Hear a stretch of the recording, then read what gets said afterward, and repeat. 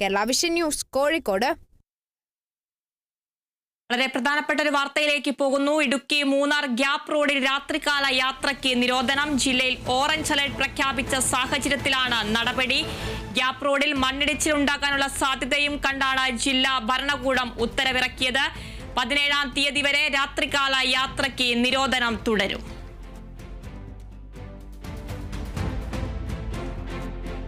Munnar gap റോഡിൽ രാത്രികാല യാത്രയ്ക്ക് നിരോധനം. ജില്ലയിൽ ഓറഞ്ച് അലർട്ട് പ്രഖ്യാപിച്ച സാഹചര്യത്തിലാണ് നടപടി ഉണ്ടായിരിക്കുന്നത്. ഗ്യാപ്പ് റോഡിൽ മണ്ണിടിച്ചിൽ ഉണ്ടാകാനുള്ള സാധ്യത കണക്കിലെടുത്താണ് ജില്ലാ ഭരണകൂടം ഉത്തരവിറക്കിയത്. 17-ാം തീയതി വരെ രാത്രികാല യാത്രയ്ക്ക് നിരോധനം തുടരും.